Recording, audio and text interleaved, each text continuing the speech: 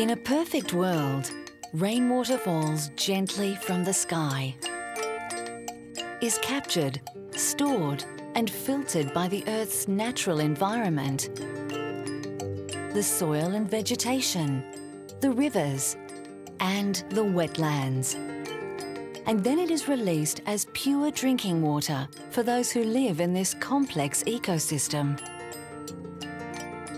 Humans, more than any other living thing, depend on this vital resource.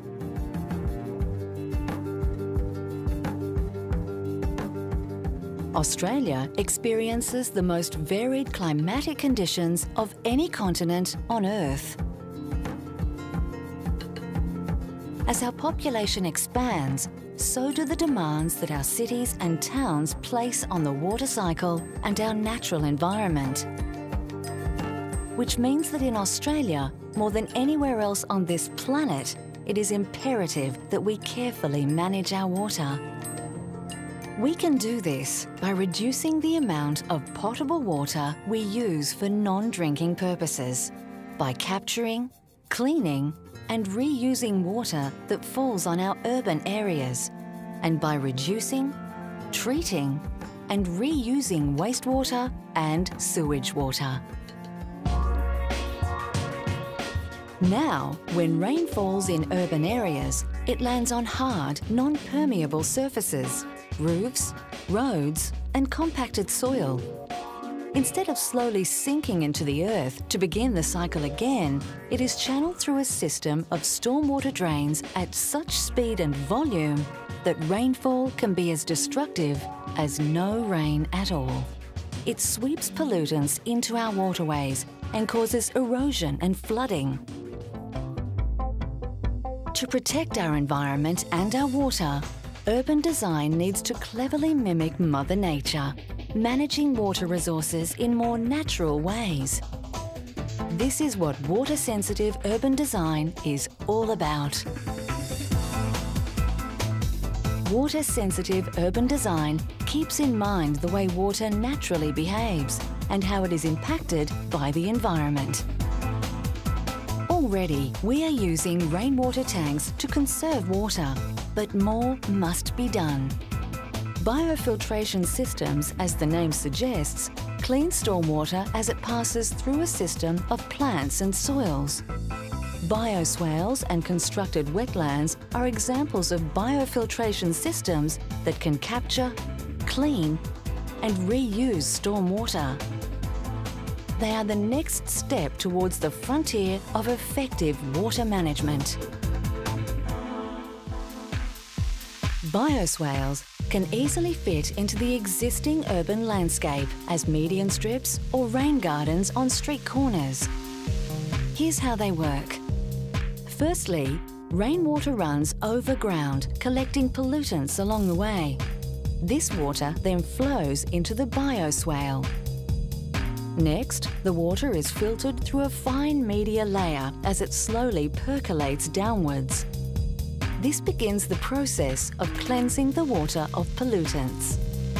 Specially selected plants also help the cleansing process by trapping and absorbing pollutants through the soil and root system. The right combination of media layers and plant varieties is crucial to the success of this process. Finally, the water is collected by a perforated pipe and discharged to conventional stormwater or storage tanks for further use. Bioswales create a natural, water-sensitive environment that both cleans and beautifies our urban landscape.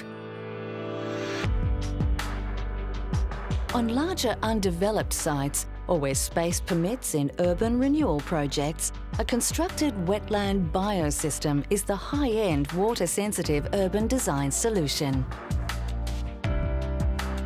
An initial pond receives the stormwater and collected pollutants. Coarse sediment, such as sand, immediately sinks to the bottom. The water is then passed through densely vegetated zones of the wetland, where the main water quality improvement processes occur. As water velocity slows and large plants such as reeds and rushes reduce turbulence, further fine sedimentation occurs.